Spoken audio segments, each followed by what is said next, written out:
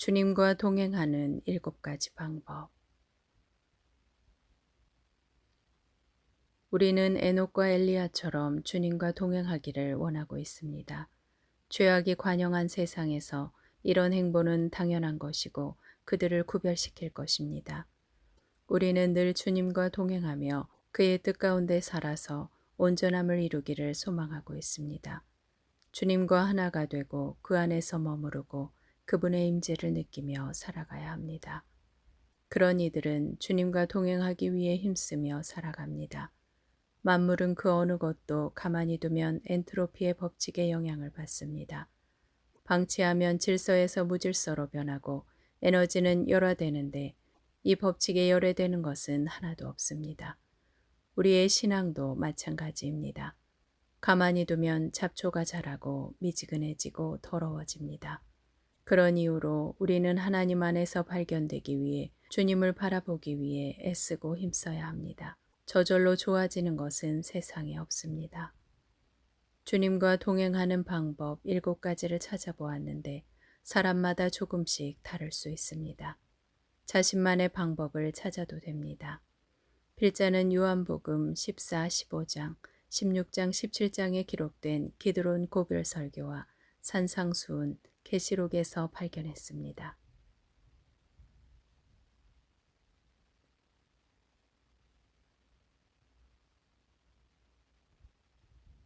1. 주님의 말씀에 순종합니다. 주님을 사랑하는 자는 주님께서 하신 말씀을 지키는 삶으로 요약됩니다. 많은 사람들이 주님을 사랑한다고 말하면서도 정작 주님의 말씀을 무시하며 살아갑니다. 주님 안에 살아가는지 증명하는 방법은 주님께서 하신 말씀에 복종하는 것으로 알 수 있습니다. 주님을 사랑하지 않는 사람은 주님의 말씀에 순종하지 않는다는 사실을 기억해야 합니다. 예수께서 대답하여 이르시되 사람이 나를 사랑하면 내 말을 지키리니 내 아버지께서 그를 사랑하실 것이요 우리가 그에게 가서 거처를 그와 함께 하리라. 나를 사랑하지 아니하는 자는 내 말을 지키지 아니하나니 너희가 듣는 말은 내 말이 아니요 나를 보내신 아버지의 말씀이니라. 2. 주님의 계명을 지킵니다. 우리는 주님의 말씀에 순종하기보다 사람의 교리를 우선하지 않도록 조심해야 합니다. 계명 중에 사랑은 가장 중요한 핵심이며 계명을 지키는 자는 그분의 사랑 안에 머물러 있습니다. 하나님을 우선순위에서 첫째로 두고 이웃들을 내 몸처럼 사랑해야 합니다. 많은 사람들이 하나님의 말씀을 따라가기보다 사람들의 말을 따라가느라 진리의 길에 온전하게 서 있지 못하게 됩니다. 내가 아버지의 계명을 지켜 그의 사랑 안에 거하는 것 같이 너희도 내 계명을 지키면 내 사랑 안에 거하리라. 내 계명은 곧 내가 너희를 사랑한 것 같이 너희도 서로 사랑하라 하는 이것이니라. 3. 성령으로 충만한 상태에 있습니다. 성령으로 충만한 상태는 기도와 말씀으로 깨어 있는 것입니다. 엔트로피를 역행하는 것이 기도와 말씀이고 그 안에 성령께서 역동하시도록 허용하는 일입니다. 내가 아버지께 구하겠으니 그가 또 다른 보혜사를 너희에게 주사 영원토록 너희와 함께 있게 하리니 그는 진리의 영이라. 세상은 능히 그를 받지 못하나니 이는 그를 보지도 못하고 알지도 못함이라. 그러나 너희는 그를 아나니 그는 너희와 함께 거하시며 또 너희 속에 계시겠음이라. 4. 회개함으로 순결함을 보존하는 것입니다. 회개는 7교회에 주신 지시사항입니다.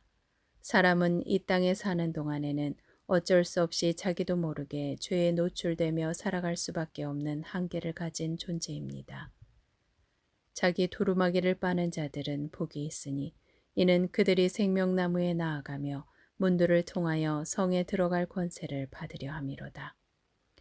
회개하는 이들은 환난에서 구출될 것이고 주님의 오실 때를 예비할 수 있습니다. 그러므로 네가 어떻게 받았으며 어떻게 들었는지 생각하고 지켜 회개하라. 만일 일깨지 아니하면 내가 도둑같이 이르리니 어느 때에 내게 이르는지 네가 알지 못하리라. 5. 좁은 길을 통하여 좁은 문으로 들어갈 수 있습니다. 산상수훈에서 강조된 이 길은 주님께서 가신 길이자 우리도 가야 할 길입니다. 좁은 문이 새 예루살렘 성으로 들어가는 진주문입니다. 주님과 동행하려고 결심한 사람은 세상에 속하지 않으며 세상을 사랑하지 않으며 세상을 이겨야 합니다. 6. 온전한 사람으로 세워지는 것입니다. 바울은 그리스도를 전파하는 목적을 이룸과 동시에 믿는 신자들이 온전한 사람들로 세워지도록 양육하는 데 힘썼습니다. 그 일을 위해 애쓰고 힘썼으며 심지어 40에 한 번 감한 매를 5번 맞았으니 195번의 매를 맞았습니다.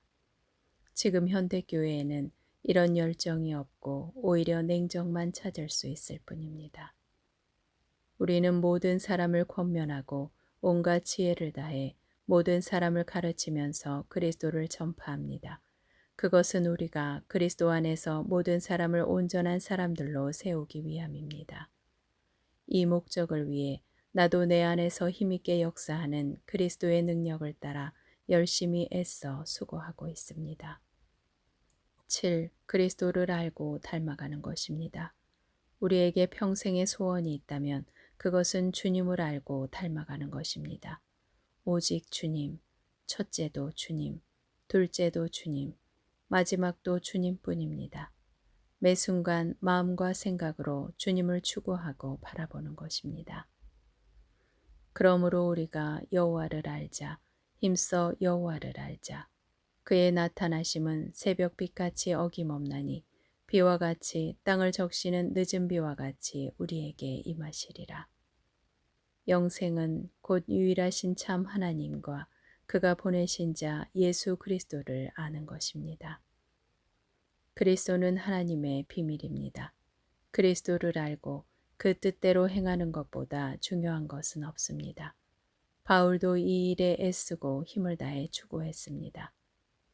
내가 이렇게 애써 노력하는 것은 그들의 마음이 위로를 받고 사랑으로 연합함으로써 완전히 이해했다는 확신에서 비롯되는 모든 부요함에 이르러 그들로 하여금 하나님의 비밀, 곧 그리스도를 알게 하려는 것입니다. 그리스도 안에는 지혜와 지식의 모든 보물들이 감추어져 있습니다. 우리는 그리스도를 아는 일에 구체적인 지식을 가져야 하며 그것을 항시 묵상하고 그 안에 살아가기 위해 자신을 준비시켜야 합니다. 그렇지 않으면 엔트로피 법칙에 따라 먼지가 쌓이기 시작합니다. 많은 사람들이 마치 구경거리를 하듯 이곳저곳을 기웃거리며 저자가 무슨 말을 하는지 보자 합니다. 그러나 그것을 읽고도 그대로 실천하지 않거나 심지어 기분 나쁘게 생각한다면 우려할 일입니다. 이는 그들이 자기 입으로는 사랑을 나타내지만 그들의 마음은 자기들의 탐욕을 따라 행하기 때문입니다. 귀의 즐거운 말은 아름다운 노래를 듣는 것처럼 달콤하지만 말씀에 순종하는 말에는 거북한 마음을 품어서는 안 될 것입니다. 그러나 보십시오. 이 말씀은 이루어질 것이며 그 일이 이루어질 때 그들은 비로소 그들이 오랫동안 그 경고를 들어왔다는 사실에 몸서리칠 것입니다. 그러니 경고를 무시하지 말고 겸손한 마음으로 깨어 하루하루를 신중하게 살아야 할 것입니다. 마라나타.